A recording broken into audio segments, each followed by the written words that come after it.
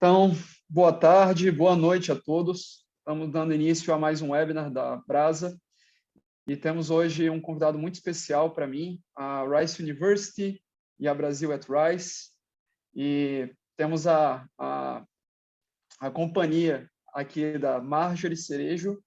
Temos também o Dr. Seijin Matsuda, que é o Dean de pós-graduação aqui da Rice University, e meu grande amigo, Ivan Siqueira, um aluno de doutorado de engenharia química aqui da Rice University também.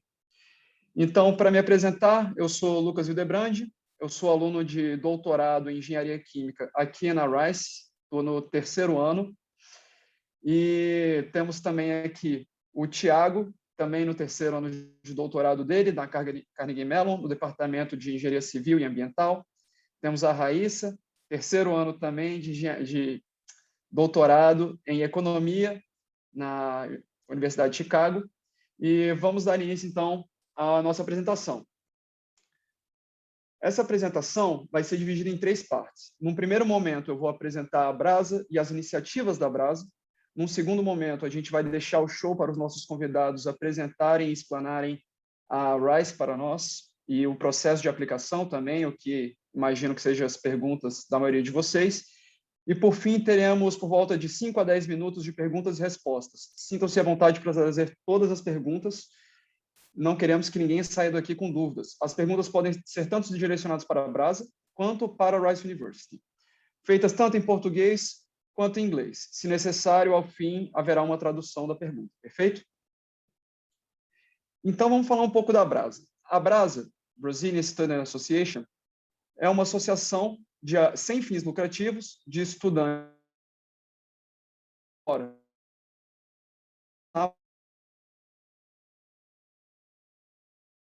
A missão da Brasa é empoderar a próxima geração de líderes brasileiros por um Brasil melhor. Hoje em dia, a Brasa já está consolidada em mais de 90 universidades ao redor do mundo, já na América do Norte, Ásia e Europa. E a nossa rede já conta com mais de 9.000 membros. O grande objetivo da Brasa é ser referência para todo brasileiro que quer estudar, estuda ou já estudou no exterior, consolidando-nos como uma organização formadora de líderes dos setores público, privado e social. A nossa instituição se divide em 3 frentes. Temos o pré-universitário, o universitário e o alumni. Temos iniciativas diferentes para cada uma dessas sessões. O pré-universitário tem como objetivo inspirar e capacitar alunos que querem estudar fora por meio de palestras, programas e mentoria. E também conteúdos online, como esse daqui. E, mais recentemente, agora também estamos provendo bolsas de estudos. Até então, as bolsas só são para undergrad, ou seja, graduação, mas no futuro próximo planejamos construir para bolsas de pós-graduação também.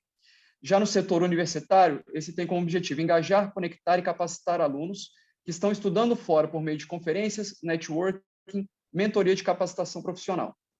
E, por fim, temos a seção Alumni, que tem como foco potencializar a rede de talentos para plataformas de impacto no Brasil por meio de oportunidades de carreira e eventos locais. Esse é, em grande parte, feito em conjunto com os nossos parceiros. E lembrem que a Brasa é uma non-profit, ela é não financeira, correto? Então, a gente depende das nossas parcerias. Para isso, contamos com todos esses nossos parceiros a fim de atingirmos nosso objetivo final. É importante lembrar que somos todos voluntários, né? Então, nada fica para nós. Tudo que a gente recebe dos nossos parceiros é distribuído para a nossa rede, para os nossos mentees e etc. Perfeito.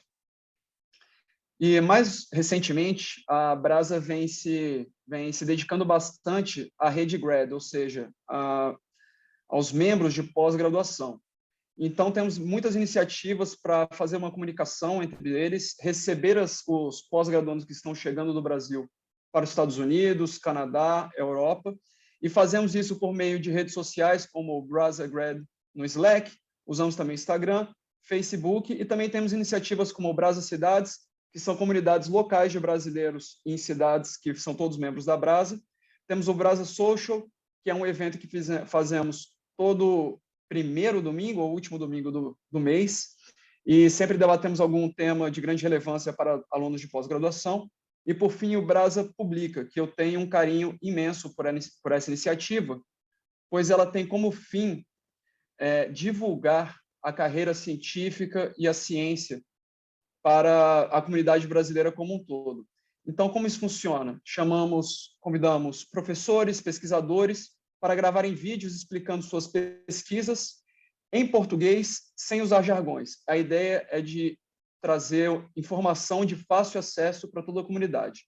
E todos esses vídeos são publicados no portal da Brasa. Eu recomendo fortemente vocês a darem uma olhada nisso, até porque vocês se interessam pelos programas de mestrado e doutorado, então, para quem pretende seguir a carreira acadêmica, esses vídeos podem ser de grande ajuda. Mas também temos o programa de mentoria, já na frente pré-universitário. Temos o nosso Brasa Pré-Mestrado e Doutorado, coordenado pela Raíssa, junto com o Tiago, que também faz um trabalho excelente. Então, esse é um programa de mentoria 100% gratuito. E a missão dessa mentoria é te preparar para aplicar para tanto programas de mestrado ou de doutorado no exterior. Também temos esse mesmo programa focado para a Europa, mas é bom salientar que são programas espelhados, porém separados.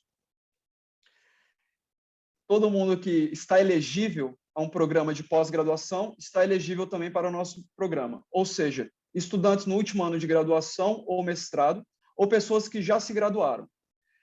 Pessoas que queiram, a gente pede também que só se inscrevam pessoas que queiram genuinamente aplicar para programas de pós-graduação no exterior, tendo em vista que nosso programa tem vagas limitadas e não queremos ocupar vagas com pessoas que não estão interessadas em, de fato, aplicar naquele momento. Pedimos também que os candidatos tenham disponibilidade para participar do programa até dezembro de 2022.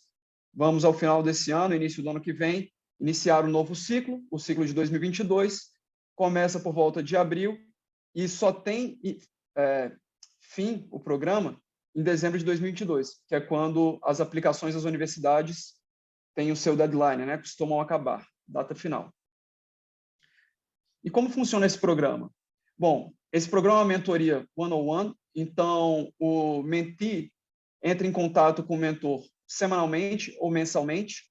É muito importante comentar que todos os mentores são alunos de pós-graduação já ou aqui nos Estados Unidos ou no Canadá, no caso do nosso programa específico para a América do Norte, e que um mentee, os mentees são sempre pareados com apenas um mentor, então é um programa bem individualizado. E pareamos sempre pessoas da mesma área, porque o processo de aplicação de área para área pode mudar. Ainda mais temos calls mensais em grupo, em que discutimos assuntos comuns a todos, como GRE, TOEFL, carta de motivação, que são os Statement of Purpose, carta de recomendação, como entrar em contato com seus orientadores, como correr atrás de bolsas de estudo. Também temos conversa com alguns aluminais e também happy hours dos nossos mentees. Por fim, também provemos ajuda de custos para os nossos mentees. Lógico, note bem o ainda, não conseguimos ajudar 100% todo mundo, mas a gente foca em ajudar aqueles que realmente estão precisando naquele momento. Mas quem sabe no futuro a gente não consegue engrandecer esse programa e fazê-lo mais amplo. Outra coisa que vale a pena comentarmos antes de passarmos para a próxima sessão, para a próxima parte, é que também temos um programa novo, começou esse ano, e quem coordena é o nosso amigo Tiago. Então, eu gostaria de pedir ao Tiago que dê um minutinho da sua palavra para apresentar o programa dos fundamentistas, por favor. Boa, obrigado, Lucas. Exatamente. Então, a gente começou esse ano dentro da Brasa com programas Fundamentos, e a ideia do programa Fundamentos era realmente dar oportunidade para mais pessoas e fazer um atendimento multidisciplinar. Então, a nossa mentoria, ela funciona de forma bastante próxima com a mentoria tradicional, mas em vez do acompanhamento one-on-one, ali a gente tem um pool de mentores ali de diversas áreas, e que o pessoal pode ir trocando ideia, fazendo os calls da mesma forma e tendo essa interação. Além disso, o propósito do Fundamentos é conseguir dar o suporte, o alicerce, para pessoas que vão aplicar nos próximos anos também. Então, a gente consegue ampliar um pouquinho aquele nosso requisito de pessoas que estão aplicando e só vão aplicar esse ano, para pessoas que também vão aplicar nos próximos anos. Como o Lucas falou, as nossas mentorias abrem os processos de seleção sempre no começo do ano, então é bem importante vocês ficarem atentos com as mídias da Brasa, porque a gente vai fazer a divulgação desses processos de mentoria, e como o Lucas também ressaltou, nosso grande objetivo, o objetivo final ali é que a gente consiga também dar um suporte financeiro, porque a gente entende quão caro principalmente com o dólar nesse nível, fazer aplicar para uma universidade no exterior. Então é isso. Obrigado, Lucas. Muito obrigado você, Thiago. Bom, e com isso, damos por encerrado a primeira sessão do nosso webinar e gostaria de passar agora a palavra ao nosso primeiro convidado, à nossa primeira convidada, na verdade, a Marjorie. Marjorie, você poderia compartilhar a sua tela? Claro, Lucas, obrigada. Enquanto Marjorie vai compartilhando, eu gosto sempre de dizer o seguinte, né? Marjorie vai chegar aqui falando de sonhos e como estudar no exterior. Olha que campus lindo da Rice, maravilhoso. E aí vocês ficam naquela, né? Eu quero muito, como que eu faço para alcançar esse sonho? E é nesse passo de como alcançar esse sonho que a Brasa chega para ajudar vocês. Então, contem com a gente, mesmo vocês que estão sabendo agora que a Brasa existe e o programa de mentoria já passou. No próprio site tem outras ferramentas que a gente pode te ajudar, mesmo não estando ali te impactando diretamente. Existe, inclusive, já uma ferramenta de diagnóstico no nosso site, que você chega lá, coloca tudo que você já fez e a ferramenta vai lhe dar vários feedbacks em como que você pode melhorar para que seu application fique mais competitivo. Então, eu gostaria que vocês escutassem tudo da Marjorie e do Dean Matsuda com o coração aberto, pensando que é sim possível para vocês também. Vai lá, Marjorie. Obrigada, Raíssa, obrigada, Lucas, obrigada, Brasa. Então, gente, boa noite, aí já são 7, alguns minutos aí no Brasil. Meu nome é Marjorie Cerejo, eu trabalho no Departamento Internacional da Rice há 3 anos, sou responsável por delegações internacionais que visitam a universidade e também trabalho na parte de verificação, de documentação de estudantes e acadêmicos internacionais. Tá? É um prazer estar aqui hoje representando a Rice e divulgando um pouco dessa instituição de excelência. Tá, então, eu vou explicar um pouco sobre a história, falar um pouco do campus, do departamento, os programas, a vida aqui em Houston e do escritório Brasil at Rice. Bem, sobre a história da Rice, em 1891, um empresário nascido em Massachusetts, o nome dele é William Marsh Rice, fundou o Instituto Rice para avanço da literatura, ciência e arte daquela época, né? Foi um presente para a cidade de Houston. Mas somente em 1912, após a morte do senhor William Rice, a Rice foi inaugurada primeiramente como o Instituto Rice.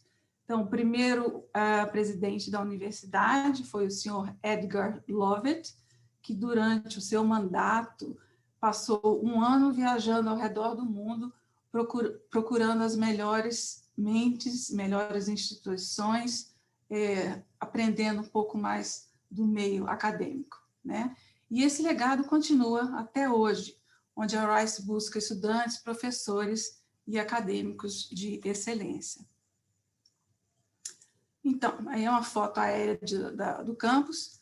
A universidade está situada em um campus de 121 hectares, próximo ao distrito dos principais museus de Houston, e fica ao lado do Texas Medical Center, que é o maior centro médico do mundo. Tá? Próximo ao Rice temos o Rice Village, que é uma região de lojas, restaurantes e bares. e também a poucos minutos de caminhada temos acesso ao Hermann Park, que é um parque urbano, onde tem campo de golfe, tem o Houston Zoo, que é o zoológico local, né? Áreas de piquenique, lagos, pedalinho, lanchonete, playground.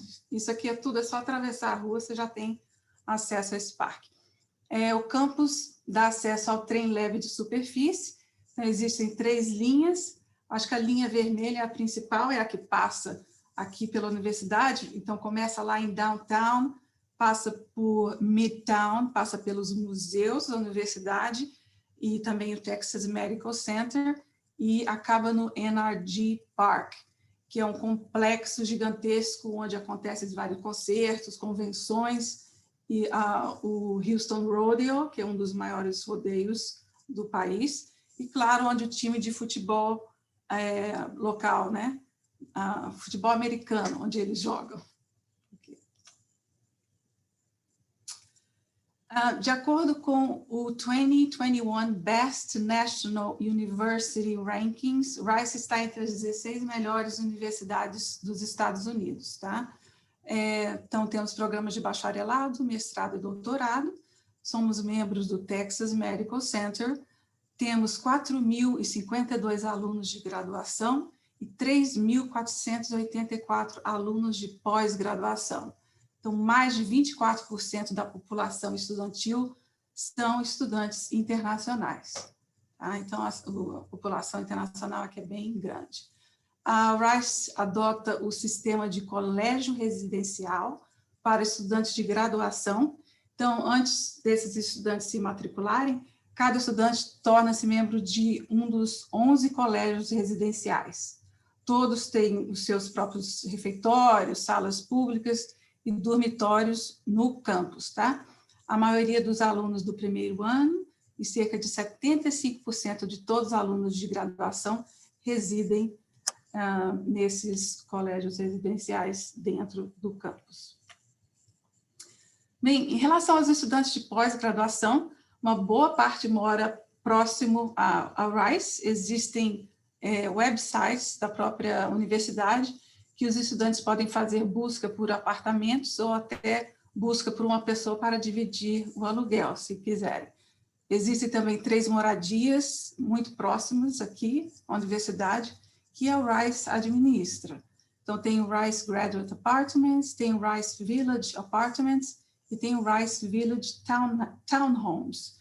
Então, na foto aí de cima, você vê que é o Rice Village Apartments, tem o layout aí do apartamento, também tem o Rice Village Townhomes. Acho que eles completaram a construção desse townhomes esse ano, o ano passado, então é tudo bem novinho.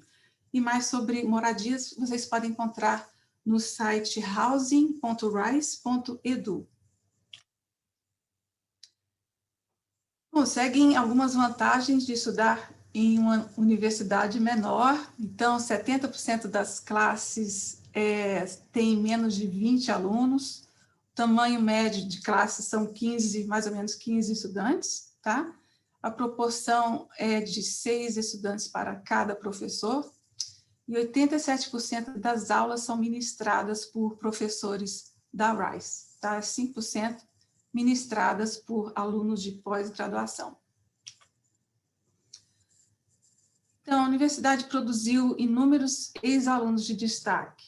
Na área de negócios, por exemplo, os graduados na Rice se tornaram diretores executivos e fundadores de empresas da Fortune 500.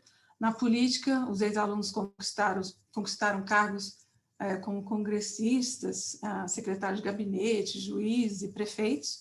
2 ex-alunos ganharam o Prêmio Nobel e muitos outros são pesquisadores líderes no campo da ciência, da tecnologia, medicina e engenharia. Então, dadas as ligações próximas que a universidade tem com a NASA, ela também produziu um número significativo de astronautas e cientistas espaciais. Então, sobre a organização da Rice, a Rice está organizada em 3 escolas que oferecem curso de graduação e pós-graduação, que são, essas 8 escolas são arquitetura, business, engenharia, humanidades, música, ciências naturais, ciências sociais e estudos continuados, tá? A pós-graduação é oferecida em 2 categorias amplas. Uma são programas baseados em pesquisa e a outra são programas de mestrado profissional. Então, são 8 escolas e eu listei aí os seus respectivos programas de estudo, tá no slide. Não vou ler porque é muita coisa, mas isso tudo tem no site da Rice, se vocês quiserem visitar e entender um pouco mais de cada programa. Então, para resumir, existem 50 programas de graduação, 122 programas de mestrado e 51 programas de doutorado.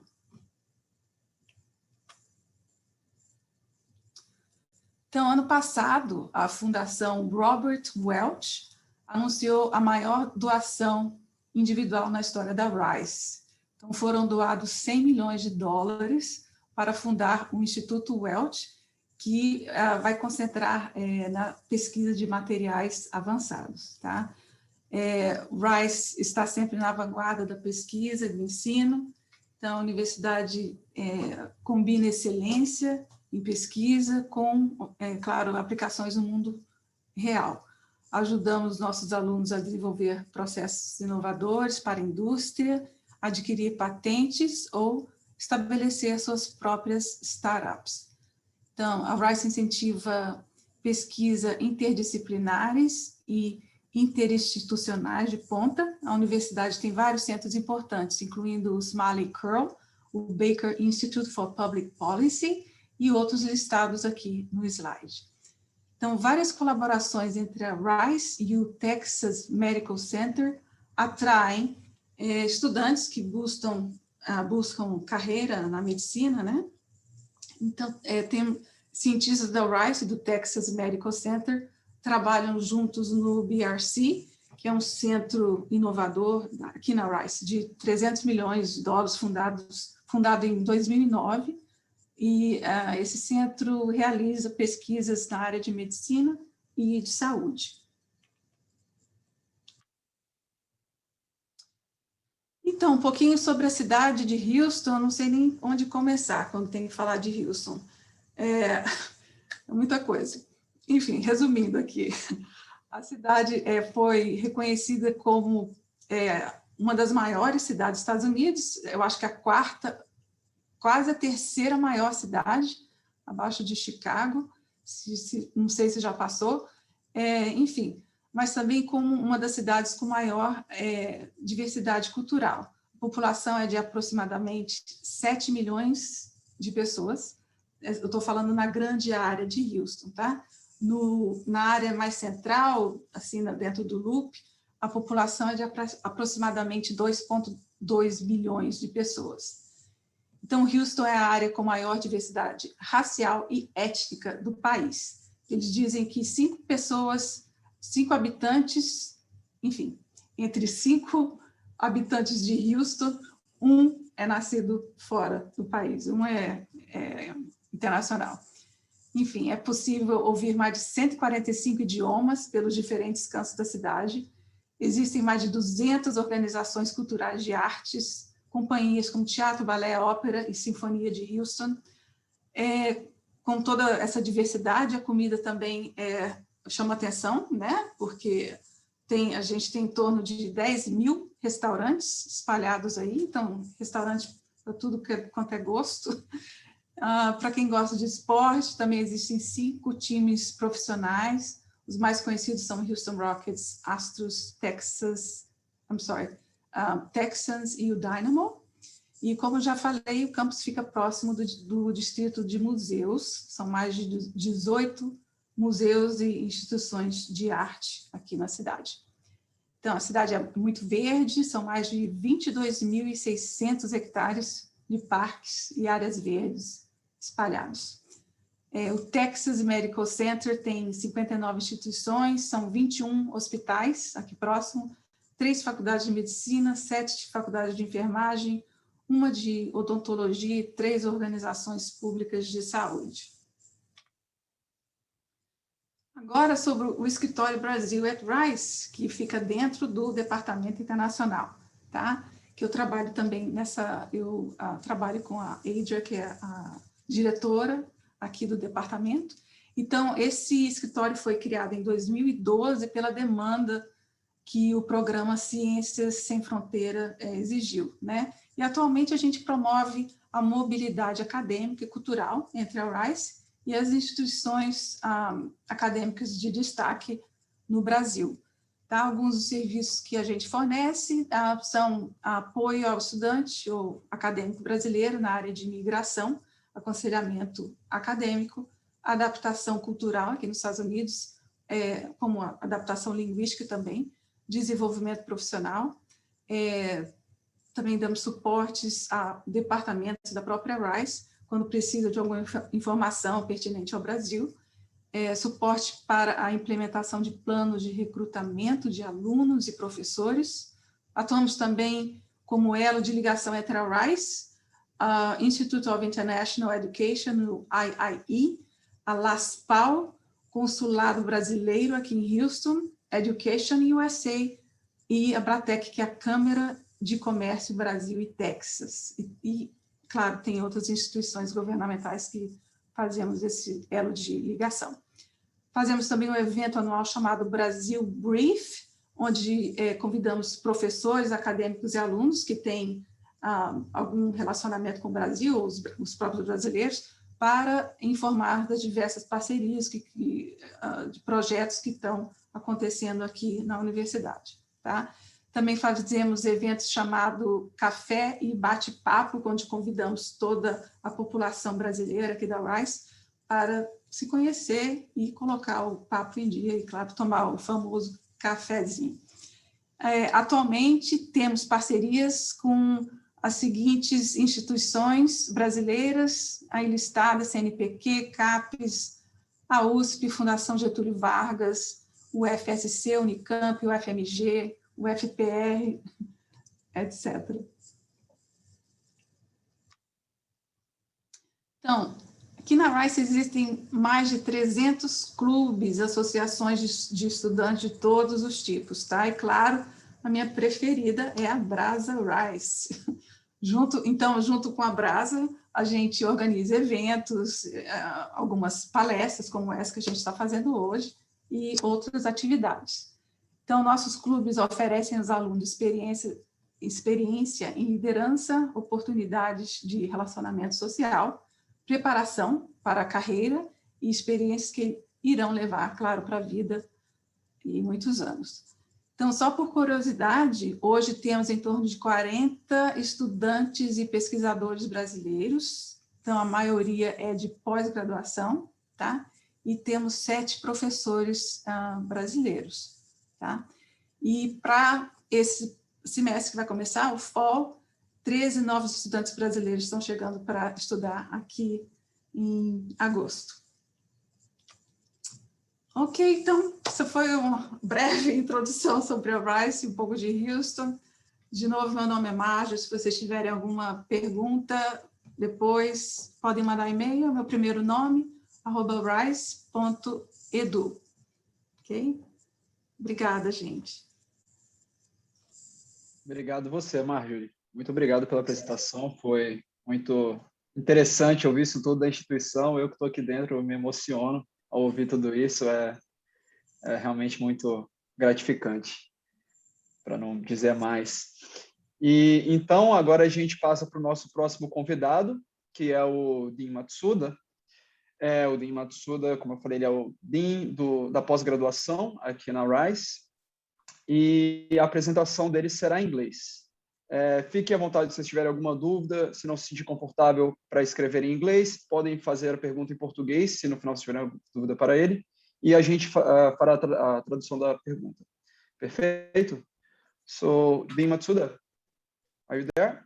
I'm here. Great. Thank you very much. So this Awesome. is a terrific event. So I'm so grateful to the Brasa group who have put this together. And so you know, I'm in the education business. I'm used to putting together meetings like this, and they're really demanding. So there's a lot of work that goes into it. And if everything goes smoothly, it's because a lot of work has gone into it. And I think that bringing this fine group of students together is terrific. I'm also very grateful to the students who have joined us today. So to spend your time to think about the future with us and how to find your best path. I appreciate your time. And so I'm sorry to be speaking in English, but it's better than the alternative. So here we go. And I'm trying to talk broadly about admission. It's always hard to know to how much detail to go. So I've tried to maintain a balance. In general, I think the slides have more information than we can go through in this time, but I think you'll be able to have the recording. So if you ever want to stop and read stuff that I've skipped over, then you've got access to that. And so here's our beautiful campus. It shouldn't matter that the campus is beautiful, right? So that should be kind of irrelevant. We're serious scholars. We don't need pretty. We don't need these other things. But in fact, that's not true. Pretty actually helps a lot. And so sometimes I'm working hard on trying to write something up, and you kind of get frustrated, and it's like, wow, I've got to take a break. It helps a lot to just be able to walk outside, walk around campus a little bit, and kind of get reoriented. And so we're privileged to have a campus that is beautiful. And so just some things to get started. So just to cut to the important stuff. When you're thinking about degrees, what are these degrees? So the bachelor's degree is what most of you either have finished or are pursuing, and that's a broad foundation. And if you have a bachelor's degree, it's a good place to get a job, but in general, you'll need to develop more expertise on the job. So the bachelor's degree is an entry degree. And the master's degree takes that one step further. So you often end up on the same job track as a bachelor's, but the master's gives you a lot of expertise quickly. And so if you spend 2 years on a master's, you ought to end up in a better place in the job hierarchy than if you simply start with a bachelor's degree. And of course, there are many jobs that you need a master's degree to get. And then the third kind of degree is the doctoral degree. It's really different than these other degrees. The PhD is the person who creates and disseminates knowledge. And so, and to get a PhD, you become the global authority in something because you are the person who figured it out, that you create a body of knowledge that had no name before you decided to give it one. And it seems like a hard thing to do if you haven't done it, but it's just a matter of saying, yeah, I want to get in there. I want to generate knowledge, and you learn as you learn as you go. And so in many ways, the master's degree and the doctoral degree are very different. The master's degree is really the best users of knowledge. And so, and the PhD is the best creator of knowledge. And so this is just a table to compare the master's degree and the PhD, and just going through it. In the master's degree, you'll get an MA or an MS in general. There are others. When we talk about the doctoral degree, what we're usually talking about in the United States is the coordinated pair of the master's and the doctoral degree. It's not always the case that you get both, but you get the content. You get the content of both. And so if you're wondering, how can you go to the master's, to the PhD and skip the master's degree? You're not really. You're doing both of them in a package. And so if you're going to want to get a PhD directly, you're kind of crazy to take the master's degree first. Sometimes, I shouldn't say it that strongly. Some programs have it set up so it works. But if you say do a master's degree at Rice and you do a PhD at University of Texas, Austin, you're probably going to start over when you take on the PhD. So if you're going to want to do both, just do the PhD. The master's degree is typically a year or two. It might be a bit longer, but in that range. The PhD is usually 5 or 6 years. Might be shorter, might be longer, but it's usually in that range. There's a big financial difference between the two. if you take a master's degree, most of the master's degrees are kinds of courses in which it's likely that you're going to make a good living afterwards. And so they're often pretty expensive because people find that it's a good, they get good return on their investment. And so the master's degree at many institutions will cost somewhere in the $50,000 to $75,000 range by the time you pay all of your tuition. They're often quite expensive. And then for the PhD, the university covers the tuition in general. So you don't pay tuition for most PhDs. So the universities are basing their reputation on their research success. And so they're shoveling money into the research enterprise so that they can build their reputation. In the master's degree, you usually don't get paid. There are exceptions. For the doctoral program, you basically ought to get paid. Something in the range of $25,000 to $30,000. You might have to teach, you might be an RA, you might be a fellow. So exactly how you get paid is negotiable. Maybe not negotiable, it gets decided for you, but you will get paid. So you don't, money is a lesser concern. The master's is often mostly about classes. The PhD is almost all research with some classes at the beginning. And for the master's degree, the program really defines the experience. So if I'm going to get a master's degree in chemistry, I'm going in with a group of people. We'll all study chemistry together as in a bachelor's degree. But in the PhD, it's the research group that defines the experience. So if you join my lab, you'll have a very different experience than if you join the lab next door, because we all run our systems differently. We do different kinds of research. For the master's, admissions is usually formulaic. And so if your grades are above some bar and your recommendation letters look solid, then you get in. But for the PhD, the admission is usually on intangibles.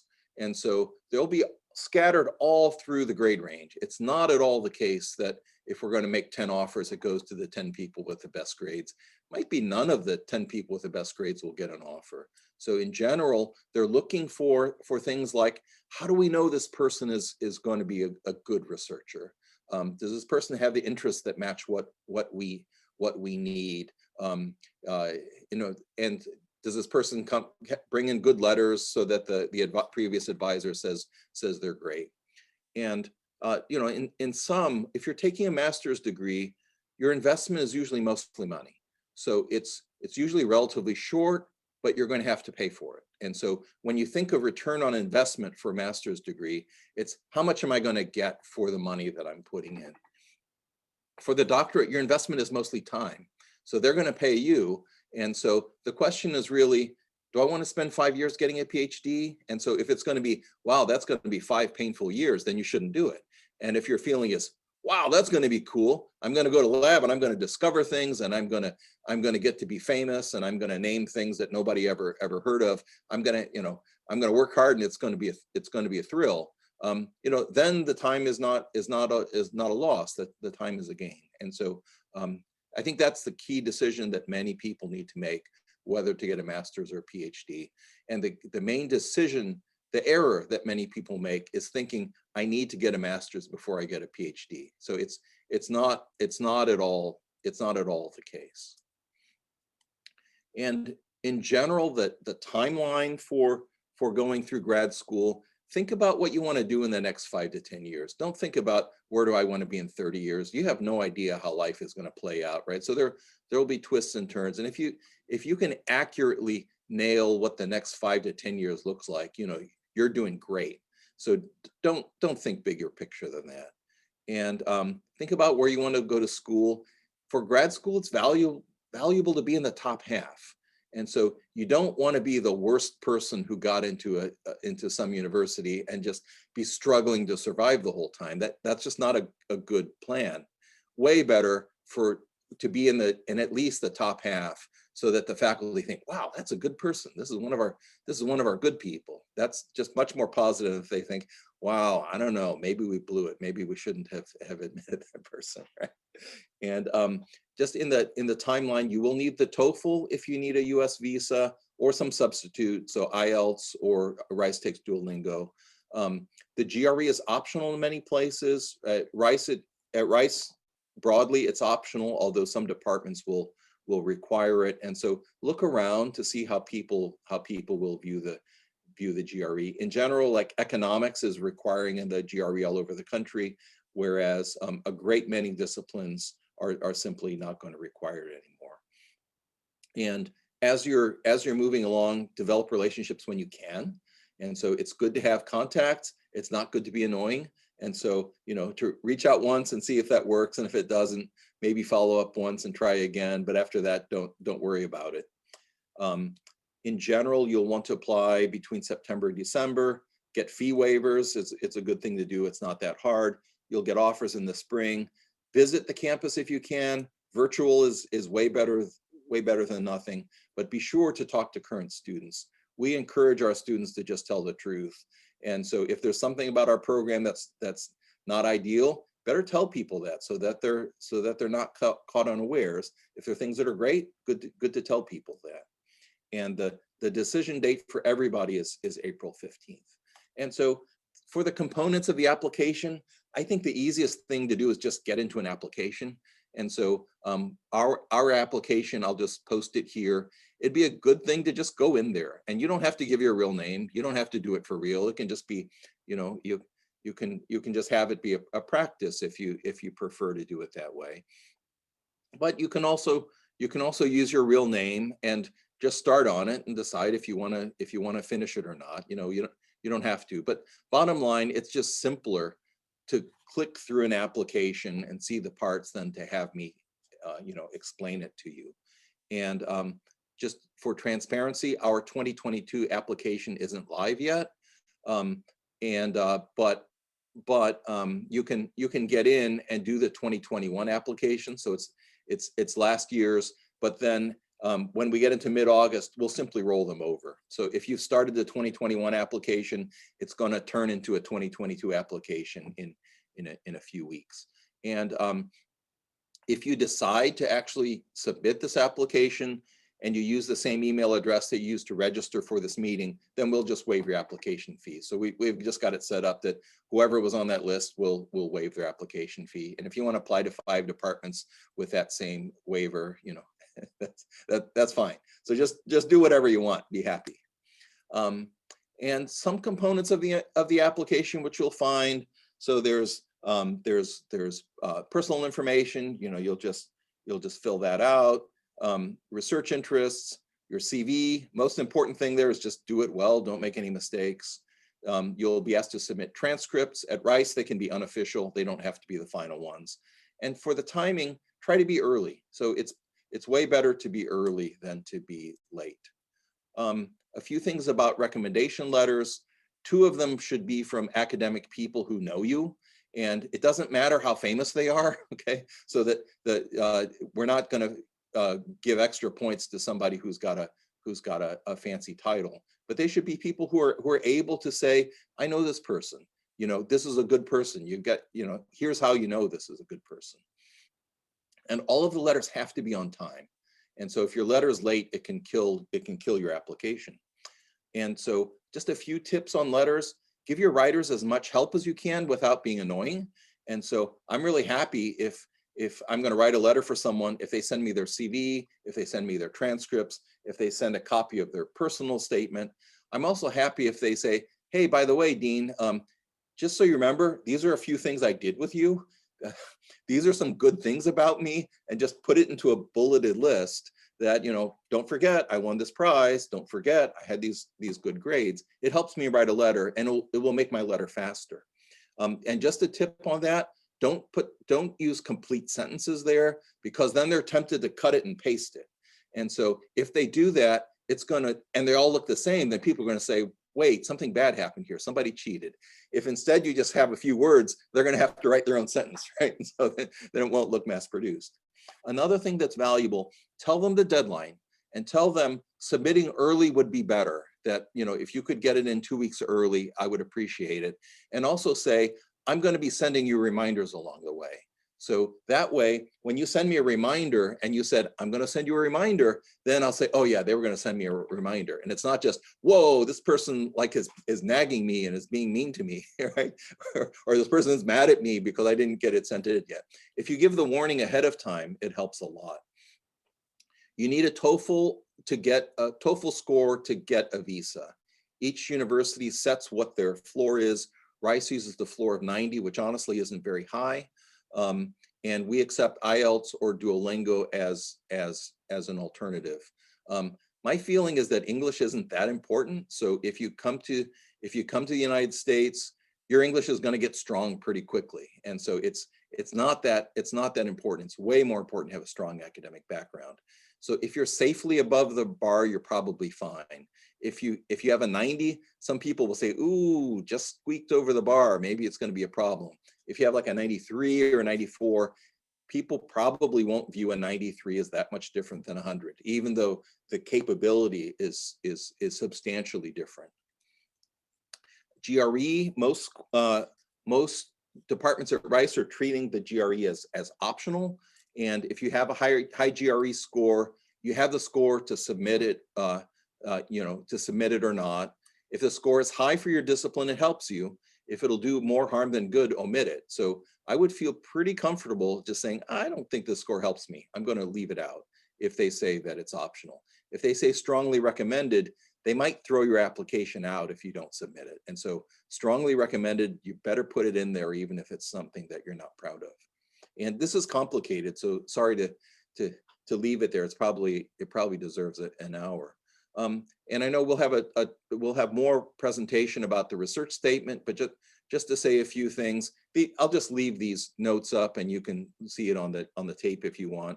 But just note that what I'm looking for when I read an application, a personal statement, I'm looking for a solid and thoughtful person who's done their homework and is taking this seriously. I'm not looking for a poet. I'm not trying to hire the next Nobel Prize in literature. I'm not looking to be inspired. This isn't like a movie script, right? So just write, I'm a chemist. These are the things that are interesting in chemistry. I'm not going to tell you about the first time I went to a beach and imagined how the sand was made out of molecules, right? We don't need that. And one thing that's important, show your specific interest, but don't be so specific to disqualify yourself. And so if you say, the only thing I'm interested is Professor Jones. And if I don't work for Professor Jones, I'll be miserable because maybe Professor Jones isn't taking any students. Much better to say, I'm interested in lots of things at this university. Professor Jones's research on this is great. Professor Smith is doing really interesting things. This third professor, wow, lots of great research going on. Then you're not narrowing yourself so that if only one person finds a fit that you get in. So some things to think about, and I won't go through these in detail just for interest of time, but here's some things to think about when you're choosing a school. And important considerations, I think the top one, if you're a thesis student, do you have an advisor with whom you share values and we'll see eye to eye? It's actually important to be happy in grad school. If you're not happy, you won't be productive. Take this one seriously.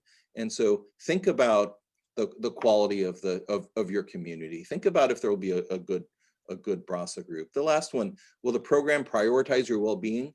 You can kind of tell in the admission process. So if they don't answer your emails while you're applying, they probably won't answer your emails when you're a student either.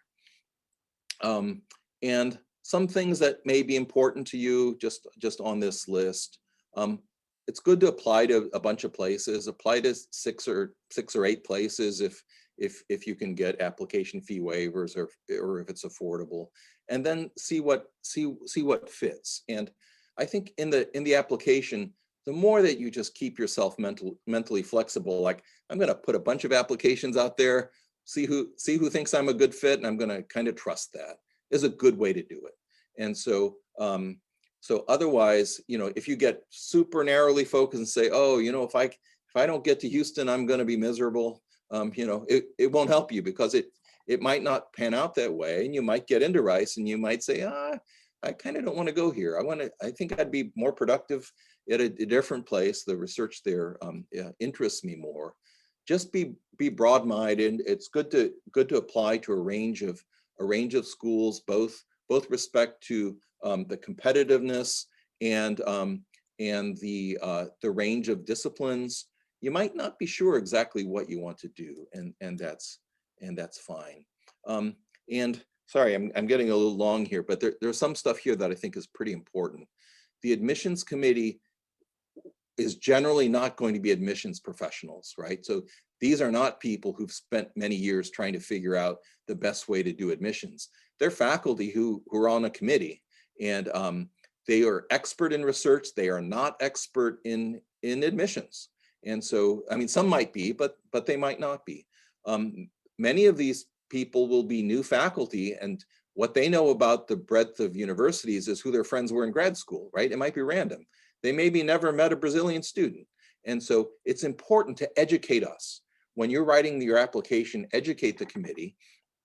Tell us about your institution and its practices. And so if it's, you know, I went to one of the top 3 schools in Brazil.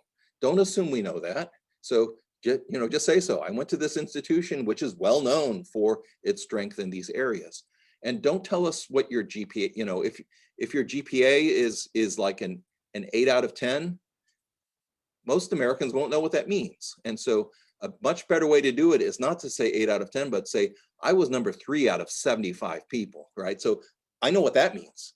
And so the more you can educate us about how to know how good you are, don't be shy about doing that. And once you have an offer, you can ask for lots of things. And it's good to just start with, hey, I was advised to ask this. And so, you know, if you say, I want more money, people might say, well, that's kind of greedy. And if you say, I was advised to ask if I could have more money, right? They'll view that completely differently. If it's like, yeah, no, we can't do that. But then they won't judge you harshly.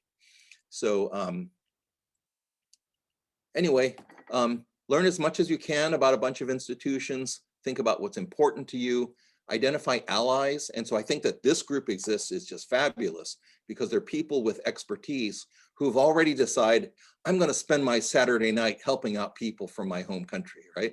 And so you know that these are your allies. And lots of paths are good. So the more you can say, I'm gonna try lots of things and see one that works, you know, the more, then you'll be better off. Do not judge yourself harshly. I think a lot of people look at their application and say, wow, I wish I was better in this way. And, you know, there's no win in that. So just find a path that makes you happy, be proud of the things that you have done well, celebrate your successes, and find a good grad school. Thank you. Thank you so much, Dean Matsuda. This presentation was just incredible in so many ways. For life, how to be happy, motivational, so many things. Thank you so much for your time and for your presence and all this knowledge that you just gave us. Thank you so much again. Bom, depois dessa apresentação genial, nossa, tenho nem palavras, imagino que vocês tenham gostado também. A gente dá a palavra então para o meu grande amigo Ivan, que também é um mentor do nosso programa, e espero que vocês aproveitem as palavras desse homem. Meu amigo, eu tô babando. Pessoal, boa noite para vocês, ou boa tarde ou bom dia, não sei quando vocês vão ver esse vídeo. Eu me chamo Ivan, sou mentor do programa da Brasa, trabalho com a Raíssa, com o Thiago, com o Lucas, sou aluno de doutorado aqui na Rice. O Lucas muito gentilmente me convidou para participar desse webinar, está sendo incrível, estou adorando fazer parte disso aqui. Eu vou falar um pouquinho sobre mim, muito rapidamente, sobre a minha experiência na Rice, e o Lucas pediu para eu comentar um pouco sobre Statement of Purpose, embora o Dean Matsuda, em um parágrafo, tenha falado tudo que é mais importante, né? Eu vou só colocar a cereja do bolo. Eu sou natural do Rio de Janeiro. No meio da minha adolescência, me mudei para Brasília, onde eu fiz ensino médio, fiz graduação na Universidade de Brasília. Sou formado em Engenharia Mecânica, que foi onde eu conheci o Lucas, na verdade, né? Somos colegas desde 2009.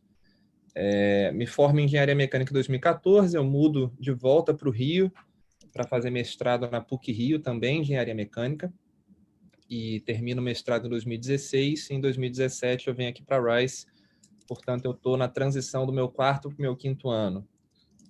Gostaria de dizer que é a reta final, porém não tenho certeza, né? Mas acho que a luz no fim do túnel está ali, né? A média de 5, 6 anos aí de doutorado. A história de cada um é muito particular, né, gente? O seu Statement of Purpose vai ter que refletir isso. No meu caso, eu pensei em fazer doutorado a vida inteira. Desde que eu me entendo por gente, eu queria fazer doutorado. Sempre gostei de ensinar, sempre gostei de dar aula. Eu lecionei por muitos anos em cursinho pré-vestibular em Brasília. Fui monitor, assim, inúmeras vezes na faculdade. E eu construí a minha trajetória toda baseada nisso, né? Embora, na época, eu ainda fosse muito inocente e, enfim, cometi diversos erros que não deveria ter cometido. Eu acho que, no fundo, assim, o seu Statement of Purpose, ou melhor, antes de entrar no statement em si, né, falando um pouco da Rice, né, eu comentei que eu vim em 2017 para cá. A minha escolha para vir para cá foi uma escolha extremamente focada em carreira e em pesquisa. Eu apliquei, se eu não me engano, para 15 universidades na época. Eu gastei uma boa grana, porque eu também não sabia de nada, não pedi fee waiver em nada. Eu deixei um carro de aplicação.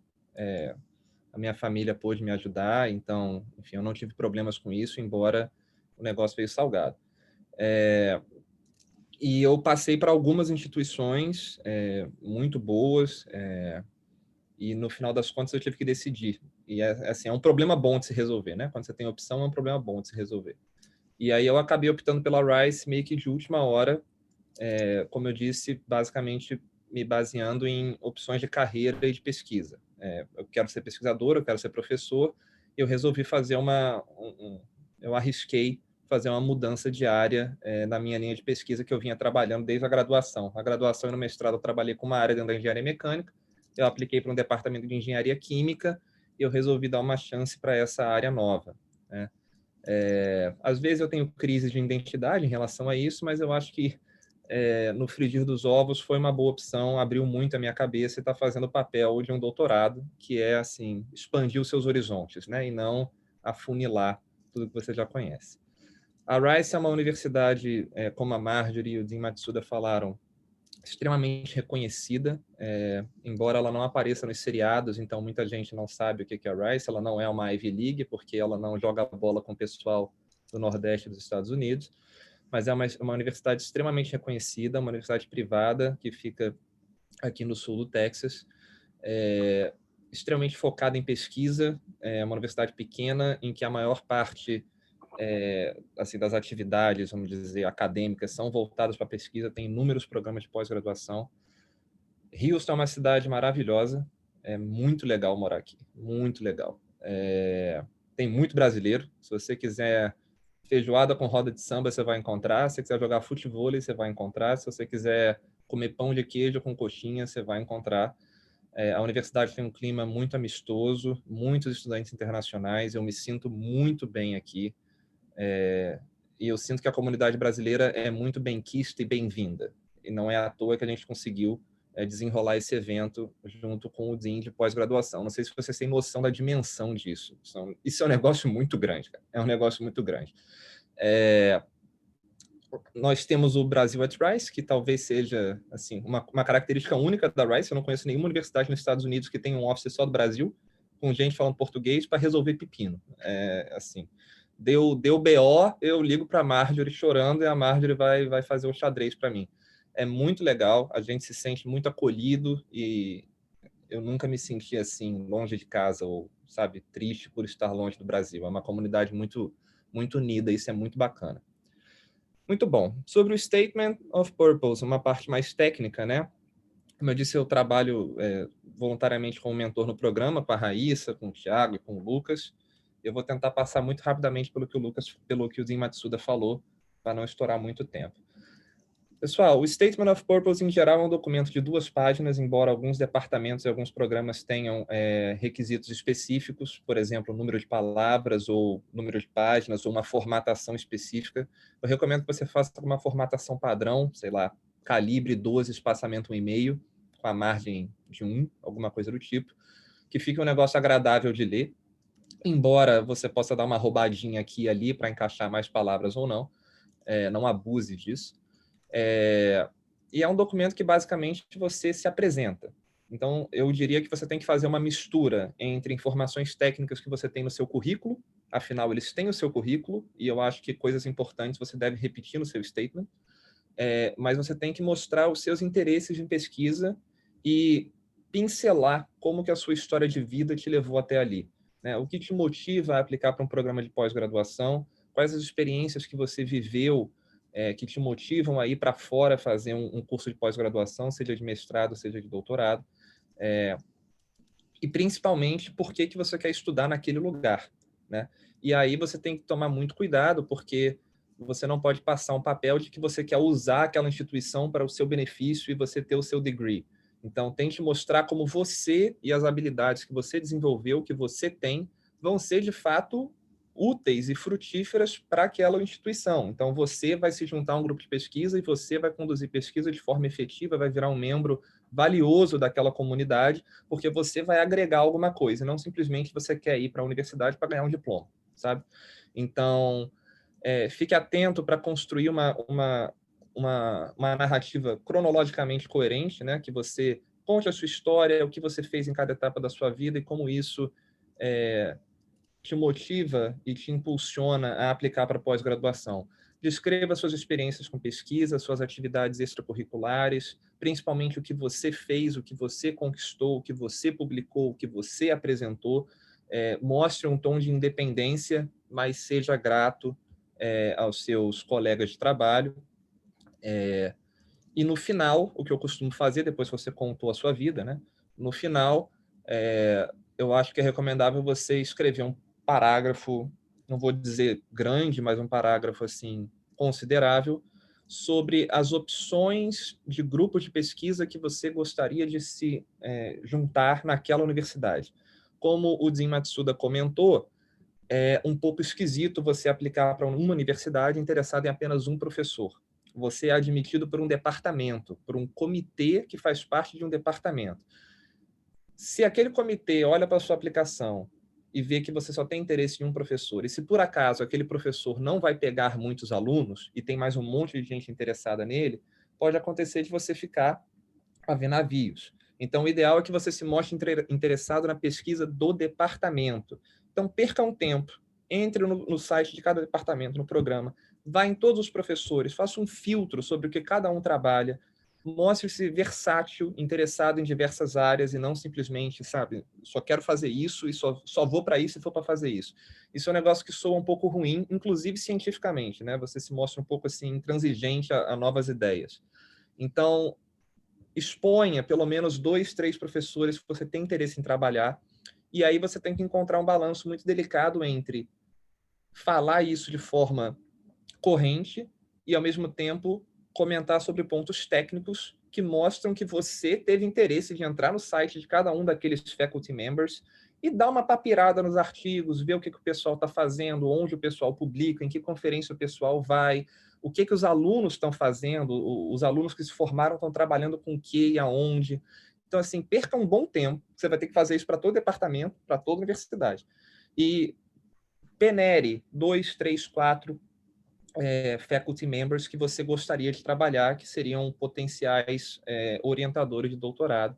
E você descreve isso no final, mostrando como que você e as suas habilidades seriam legais para se juntar a qualquer um desses grupos, que você agregaria bastante coisa como um estudante de doutorado ali, e que você, de fato, pode contribuir para a comunidade daquela universidade, ao invés de simplesmente fazer uma narrativa um pouco pedante de falar que você fez e que você aconteceu. Porque, verdade seja dita, a maioria do pessoal que aplica para doutorado, todo mundo fez muita coisa, todo mundo foi bom aluno. Você tem que ter alguma coisa que é um pouco diferencial, e vai ser justamente o seu interesse. É o seu interesse se juntar àquela escola, né? Vai criar uma conexão de você estar realmente interessado em ir para lá por causa da pesquisa e não por causa de um currículo, perdão, por causa de um diploma ou por causa de um label, né? De uma, sabe, de ficar arrotando algum degree, alguma coisa assim. Então, eu acho que essas são as minhas sugestões. Obviamente, o inglês escrito o mais impecável possível, né? Perca um tempinho, passa no Grammarly, passa, enfim, qualquer corretor que você tenha acesso e pede para umas 2, 3 pessoas darem uma olhada para você e verem se tudo faz sentido. Eu acho que essas são as minhas dicas gerais, Lucas. E estamos passando do tempo, eu vou devolver a palavra para você. E se você precisar de ajuda aí para responder as perguntas, a gente faz isso rapidinho aqui. Muito bom, Ivan. Muito obrigado.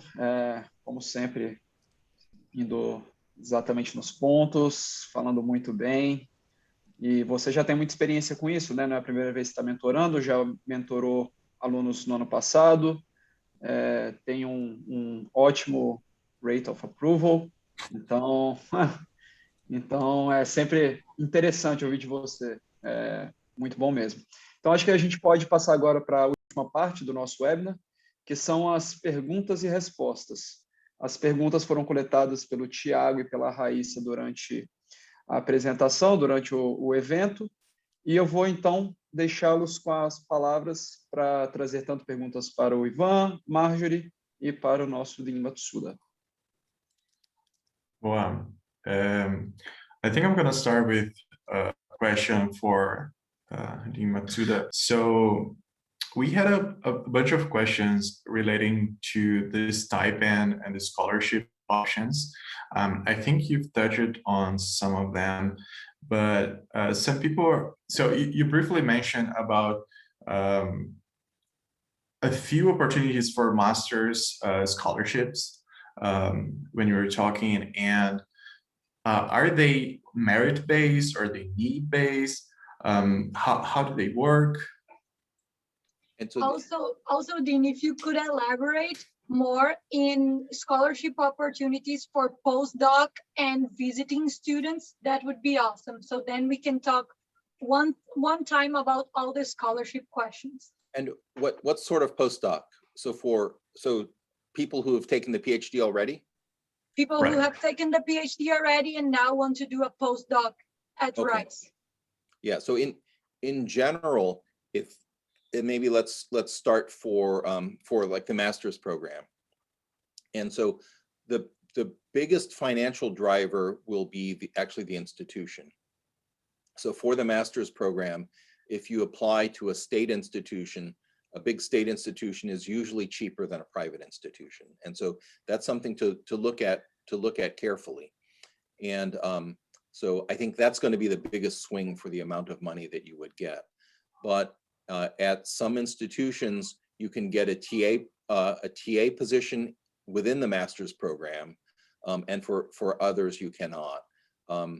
Some institutions will do merit scholarships, some do not in the master's program. So it's unfortunately pretty unpredictable how the funding for the master's programs work out. If you can get funding from the Brazilian government, of course, that would make everything quite easy. But I think the most important thing in the master's financing is to look at the cost of the tuition before you apply. Rice has not traditionally done a lot of discounting on master's tuition. I mean, it's done very little, but we're thinking about doing some discounting in the coming year. And for the doctoral programs, there's usually kind of a set approach to it, and so it's usually not too. It's usually actually quite predictable that you can see the amount of money online, and that's what it's going to be. Sometimes there's a bit of bonus money, but not always. In general, if I'm going to hire a postdoc, I expect that I will pay that postdoc, and I'd be happier if they would bring their own money and I wouldn't have to pay them. But in most cases, the advisor will be paying. And for what was the other kind? Visiting students. So it depends a lot. So in general, a visiting student for a year is not as valuable to me as a full-time grad student would be for another year. So I usually don't take visiting students because I feel bad not paying them, but then I don't want to pay them as much as I pay one of my own grad students. So I usually don't get involved in it.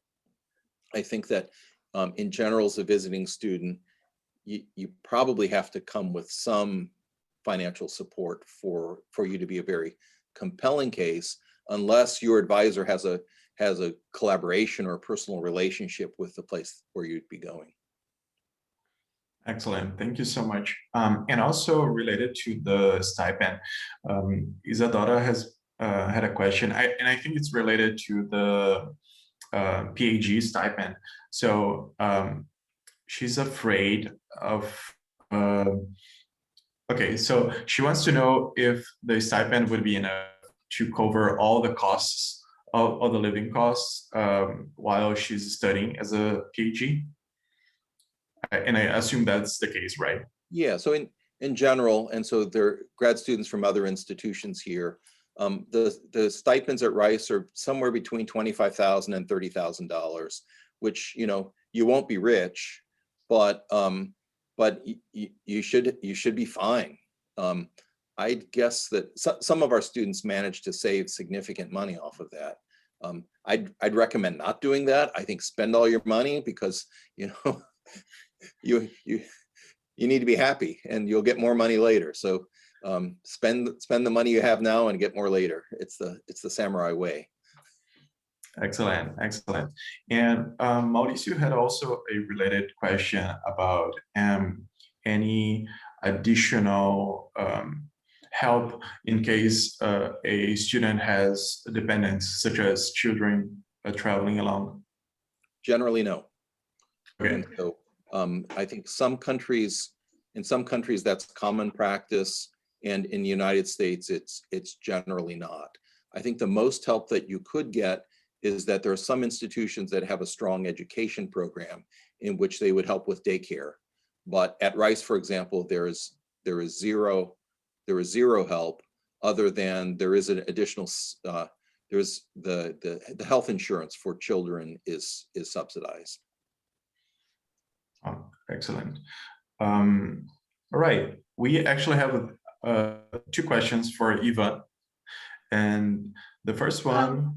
Tiago, I would like to ask a question for the dean, but it's not related to money. So Victoria is asking how important it is to for her to have articles published in famous journals in order to have a competitive application. It helps a lot, and so if you have a first author article anywhere, that helps a lot. To have a 9th author article in a famous journal doesn't really help that much. So if you have a late authorship, honestly, it probably was that you got a little bit lucky that you were in the right place at the right time. And you know, you did good work, but also were lucky. And so, in general at Rice, I would guess about 20% of the people who are accepted to the doctoral program have papers. So it's relatively unlikely to get papers as an undergrad. People who have a master's degree usually do have papers, but as an undergrad, it's relatively rare. And the other question was related to, is it possible to start a PhD program in a research group and then switch to a different research group? It's possible, but it's possible like getting divorced is possible, right? That it's usually not the plan going in. Right? And so it means that you lose time if you changed research groups. And it usually means somebody made a bad decision. So either you made a bad decision or your advisor made a bad decision, or there was bad luck, right? So maybe your advisor died, and so that was just bad luck. Can I make a comment on the previous question, because I'm chatting with Tayani here about the papers and whatever. Okay, I'll try to keep it in English so maybe Dean Matsuda can, give an input. So in Brazil we have this. And actually, it's a Brazilian problem of, how CAPES and CNPq, they work, our funding agencies. If you publish a paper, no matter where your name is, we say, this is our paper. That's not how it works. Your paper, you are a first author paper. That's it. If you are a second author, that's great. If you publish a paper in Science, Nature, PNAS, whatever, and the paper has 30 authors and you are number 25, I'm sorry, this doesn't mean much here. So people are asking questions about papers, so be aware that in this country, your paper is your paper. You are the first author, you wrote the paper, and your advisor is the last guy, and you acknowledge all the funding and whatever. And whoever comes between you and your advisor did some, background work, they supported your research, they discussed the results, but who designed the conceptualization, and the main work is yours. That's it. So be careful about it, because many people come up with a CV with like 3 or 4 papers that they claim, oh, I have 4 papers. No, you have 0. That's the difference. So be careful when oh, I have a very good application because I have 4 papers. No, you have 0 papers. Maybe your application is good, but not paper wise. So be careful about when you claim that you have papers if you don't. That's it's a different concept between Brazil and the US. And I understand that many of the funding agencies, as I said, CAPES and CNPq, they do things like this. So be careful. If you come with papers, first author papers, more specifically, it's great.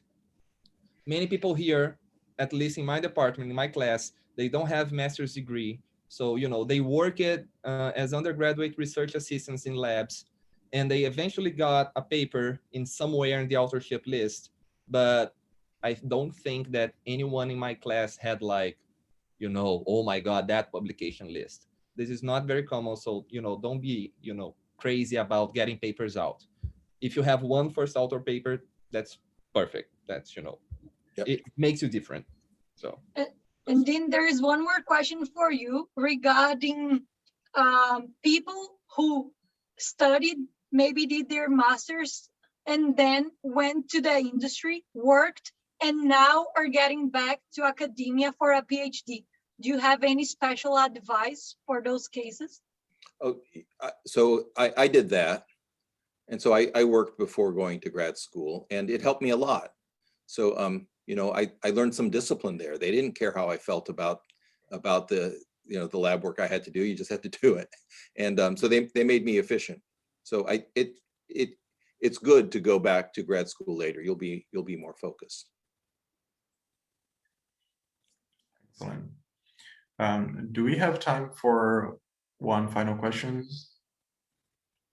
Yeah, okay. So we have I think it's an easy question, how it works to request a fee waiver at Rice. And I think that applies to everybody. Okay, and so here, we're just gonna load all of the email addresses that we got into the system and say, if anybody applies with this email address, waive their fee. So we'll just do it in bulk. So use the same email you guys used here. Thank you. And at other institutions, it's worthwhile if they have a fee waiver thing, just to write in and say, the exchange rate is difficult, and I'm a student. I would have to work X number of hours to come up with $100, right? So in general, the people who will make that decision are not the same people who decide whether or not you're going to get into grad school. So it's just worth trying it. It's a different, right? It'll go to a different person usually. It'll go to the secretary, not to the admissions committee. Awesome. And also we have a question in terms of the statement of purpose. Is it worth, or is the same thing to mention professors that you're interested in on working with for the masters as it is for the PhD level? Sure, especially if it's a research master's, then it's really the same system. So then you're going to have an advisor. They want to know who that would be. Okay, excellent. Yeah, I think that's about it. I think we went a little bit over time, so we want to keep things short. I know we have some questions that we were able to answer. I saw Dean Matsuda replying lots of people, thank you, the chat. So yeah, Lucas, I think that's with you. Well, thank you again, Dean Matsuda, Marjorie, Ivan, Raissa, Tiago, and all of you who attended the event. It was really productive. I'm really happy with the event. It went pretty well. And well, I think now our minds are much more focused and we have less questions about the applications and so on, right? So thank you everyone for being here with us today. And I would like to thank again Dean Matsuda for your time. It was awesome. Thank you so much. Thank you so much, Marjorie. Thank you so much, Ivan. And well, yeah.